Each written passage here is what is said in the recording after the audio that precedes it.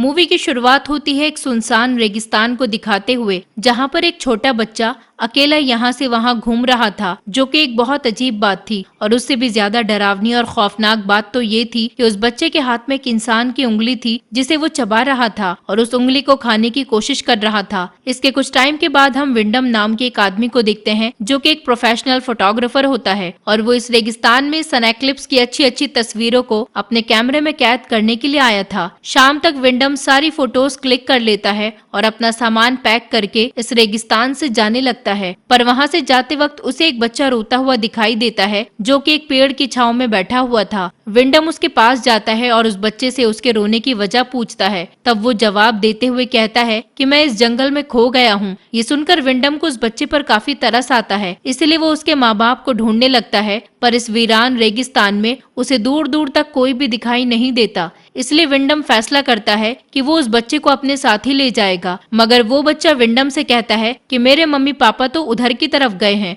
और ये कहकर वो उसी तरफ जाने लगता है। ना चाहते हुए भी विंडम को उस बच्चे के पीछे जाना पड़ता है। हालांकि वो उस बच्चे को काफी रोकने की कोशिश करता है और उससे कहता है कि वहाँ कोई नहीं है, पर वो बच्चा रुकने का नाम ही नहीं लेता। उसका पीछा करते करते विंडम भी अब काफी दूर तक रेगिस्तान के अंदर जा चुका था। फिर वो बच्चा अचानक से रुकता है और विंडम से पानी मांगता है। विंडम उसे पीने के लिए पानी देता है और फिर यहाँ वहाँ रेगिस्तान में देखने लगता है, क्योंकि उसे महसूस हो गया था कि वो रेगिस्तान के काफी अंदर तक आ चुका है और यहाँ से निकलना कैसे है वो भी उसे नहीं पता था। वो बच्चा पानी पीते ही विंडम को एक अजीब सी स्माइल देकर यहाँ से भाग जाता है, जैसे कि वो यही चाहता था कि विंडम यहाँ पर आए और फंस जाए। आगे होता भी कुछ ऐसा ही है। विंडम को इस रेगिस्तान से निकलने का रास्ता पता नहीं था और वो यहाँ पे भटक जाता है और फिर चलते चलते अंधेरा भी हो जाता है। इसके बाद विंडम अपने आप को ठंडी हवाओं से बचाने के लिए एक शेल्टर ढूंढने का फैसला करता है और थोड़ी दूर चलने के बाद ही उसे वहाँ पर एक घर दिखाई देता है, जिसमें एक लेडी काम कर रही थी। लेकिन वो घर पहाड़ से थोड़ा नीचे था और वहां तक पहुंचने के लिए ऊपर एक सीढ़ी भी लगी हुई थी। विंडम के पास रहने का कोई भी दूसरा ठिकाना तो नहीं था, इसलिए वो इस सीढ़ी से घर के अंदर चला जाता है और घर में जाने के बाद वो उसी लेडी को देखता है जिसका नाम अलीना था। अलीना थोड़ी अजीब होती है, क्योंकि वो विंडम को अपने घर में देखने के बाद भी कोई रिएक्ट नहीं करती और ना ही उससे कुछ पूछती है। पर विंडम अलीना को अपने बारे में बताते हुए कहता है कि मैं रास्ता भटक गया हूँ, मेरे पास रहने के लिए कोई दूसरा ठिकाना नहीं है। ये सुनने के बाद भी अलीना उसे कोई जवाब नहीं देती और थोड़ी देर बाद विंडम से कहती है कि अंदर आ जाओ और खाना खा लो। विंडम को ये सुनकर थोड़ा अजीब लगता है, पर ठंड से बचने के लिए वो अंदर आ जाता है और खाना खाने के लिए बैठ जाता है। हालांकि वो खाना नहीं खाता और फिर अलीना उससे रात में यहीं रुकने के लिए कहती है और उसे एक रूम भी दे देती है, जहां विंडम अलीना को कपड़े बदलते हुए देखता है और फिर सो जाता है। अगले दिन विंडम यहाँ से निकलने के लिए दोबारा उसी सीढ़ी के पास जाता है, पर उसे पता चलता है कि कल रात जिस सीढ़ी से वो इस घर में आया था, आज वो यहाँ पर नहीं है, यानी कि सीढ़ी अब गायब हो चुकी है। और अब जिस जगह पर विंडम खड़ा है वो जगह चारों तरफ से ऊंचे ऊंचे चट्टानों से घिरी हुई है, जहाँ से बिना सीढ़ी के निकलना नामुमकिन था। इसलिए वो परेशान होकर अलीना के पास जाता है और उससे पूछता है कि कल जो सीढ़ी यहाँ थी वो कहाँ गई। इस पर अलीना जवाब देते हुए कहती है कि उन लोगों ने सीढ़ी को तुम्हारे यहाँ आने के बाद हटा दिया होगा। ये सुनते ही विंडम अलीना से पूछता है कि कौन लोग, जिस पर अलीना कुछ भी जवाब नहीं देती और अपने काम में लग जाती है। आगे हम देखते हैं कि विंडम अब यहाँ से निकलने की कोशिश कर रहा है और उसके हाथ में क्लाइंबिंग हैमर है, जिसके जरिए वो चट्टानों पर चढ़ता है और चढ़ते चढ़ते काफी थक भी जाता है कि तभी उसे कुछ बच्चों के हंसने की आवाज सुनाई देती है और अचानक से एक बकरे का कटा हुआ सर नीचे आकर गिरता है, जिसे देखते ही विंडम का पैर फिसल जाता है और वो चट्टानों से गिरकर बेहोश हो जाता है। और रात में जब विंडम को होश आता है तो वो देखता है कि उसका जो हथौड़ा था जिसके जरिए वो चट्टान पर चढ़ने की कोशिश कर रहा था, वो तो उसके पैर में लगा हुआ है, जिस वजह से उसके पैर में बहुत दर्द हो रहा होता है और वो दर्द की वजह से चीखने चिल्लाने लगता है। विंडम के चीखने की आवाज सुनकर अलीना वहाँ पर आ जाती है और उसे अपने साथ घर के अंदर ले जाती है। विंडम पूरी रात यही सोचता रहता है कि आखिर वो कौन है जो उसे यहाँ से जाने नहीं दे रहा। वो ये बात अलीना से पूछता है, लेकिन अलीना उसे फिर भी कोई जवाब नहीं देती। जब विंडम थोड़ा ठीक हो जाता है तो वो दोबारा इस जगह से निकलने की कोशिश करता है और उसे चट्टान पर एक लड़का दिखाई देता है।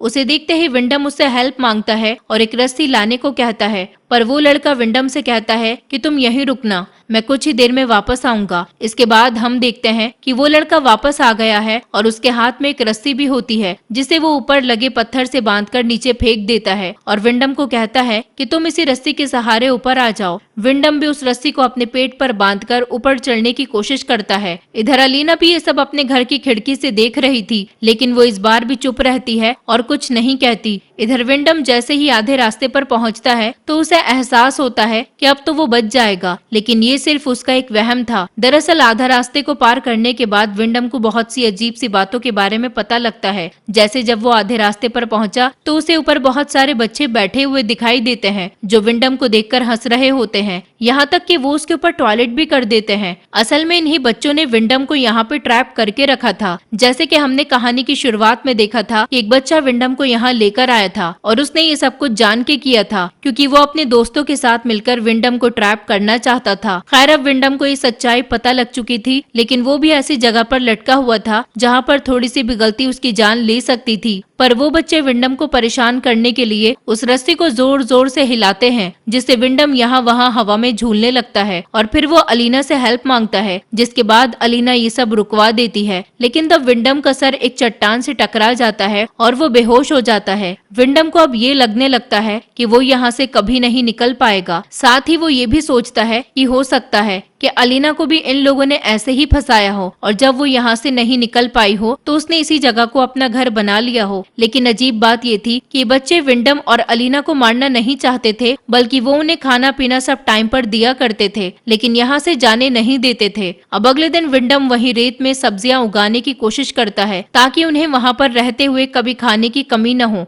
तभी चट्टान के ऊपर एक लेपास नाम का लड़का आता है जो कि उन्हीं बच्चों के ग्रुप में से एक था। वो विंडम से पूछता है कि आप क्या कर रहे हैं। इस पर विंडम उसे पौधों को उगाने के बारे में बताता है। लेपास विंडम से ये सब सीखने को कहता है और इसी बात का फायदा उठाते हुए विंडम लेपास को अपना दोस्त बनाने की कोशिश करता है और उससे कहता है कि तुम जब चाहो मैं तुम्हें सिखा सकता हूँ। जिसके बाद लेपास एक चॉकलेट फेंक कर वहाँ से चला जाता है और फिर वही मिट्टी में विंडम को एक रिंग और एक कार की चाबी भी मिलती है जो इस बात का सबूत थी कि यहाँ पर उससे पहले भी कई लोग आ चुके हैं। इसके बाद विंडम रात में शराब पीने लगता है और अलीना उसे और ज्यादा पीने से मना करती है, पर विंडम उसे ही डांट देता है। जिसके बाद अलीना बिना कपड़ों के ही उसके सामने आ जाती है और विंडम ना चाहते हुए भी अपने आप को रोक नहीं पाता और वो दोनों बहुत करीब हो जाते हैं। अब अगले दिन विंडम जब सुबह उठता है तो उसे अपने पौधे टूटे हुए दिखाई देते हैं, जिन्हें ठीक करने में अलीना भी उसकी हेल्प करती है और थोड़ी देर बाद लेपास आकर विंडम से बात करने लगता है, जिस पर विंडम उसे कहता है कि मैं तुम्हें इतनी दूर से कुछ नहीं सिखा सकता हूँ। अगर तुम मुझे यहाँ से बाहर निकालते हो तो तुम जो चाहो मैं तुम्हें वो आसानी से सिखा दूंगा। इस पर लेपास डरते हुए विंडम से कहता है कि मैं आपको उन सबके होते हुए यहाँ से नहीं निकाल सकता हूँ, पर जब वो लोग यहाँ नहीं होंगे तो मैं आपको बाहर निकालने की कोशिश करूंगा। इन दोनों की बातें अलीना भी सुन रही थी। इतने में यहाँ पर एक बच्चा भी आ जाता है जो इन दोनों की बातों को सुन लेता है और वो लेपास को गुस्से में यहाँ से ले जाता है। अब रात में खाना खाते वक्त अलीना विंडम से कहती है कि वो उसके बच्चे की माँ बनने वाली है, जिस पर वो गुस्सा होते हुए उसे इन सब का जिम्मेदार ठहराता है और कहता है कि ये सब तुम्हारी गलती की वजह से हुआ है। जिस पर अलीना जवाब देते हुए कहती है कि ये सब हम दोनों की वजह से हुआ है, जिसे सुनने के बाद विंडम चुप हो जाता है और उसी रात हम देखते हैं कि वो सभी बच्चे कुछ रिचुअल कर रहे होते हैं और बहुत ज्यादा गुस्से में हैं। अगले दिन जब विंडम सो रहा होता है तो वो अलीना के रोने की आवाज सुनकर बाहर आता है और ये देखकर हैरान रह जाता है कि लेपास की डेड बॉडी तार से बंधी हुई हवा में लटक रही है, जिसे उन्हीं बच्चों ने मारा है क्योंकि उन्हें पता चल गया था कि वो विंडम की मदद करना चाहता था। इधर अलीना मेरा बेटा कहते हुए बुरी तरह से रो रही होती है और तब हमें पता चलता है कि लेपास अलीना का ही बेटा था, लेकिन कैसे। इसके बाद गुस्से में अलीना विंडम से कहती है कि उसकी वजह से उसका बेटा मर गया और वही उसके बेटे का कातिल है। इतना कहने के बाद वो उसे एक पिंजरे में बंद कर देती है और वो भी 9 महीने के लिए, यानी कि जब तक अलीना अपने बच्चे को जन्म नहीं दे देती तब तक विंडम को उसमें रहना होगा। उस पिंजरे में रहते हुए विंडम की हालत जानवरों की जैसी हो जाती है। हालांकि अलीना उसे खाने पीने को देती है लेकिन उससे ज्यादा मतलब नहीं रखती, जबकि वो उसके बच्चे का बाप था। एक दिन विंडम चट्टान पर एक लड़की को खड़ा हुआ देख लेता है और उससे हेल्प मांगने की कोशिश करता है, लेकिन तभी वो बच्चे आकर उस लड़की को भी मार देते हैं।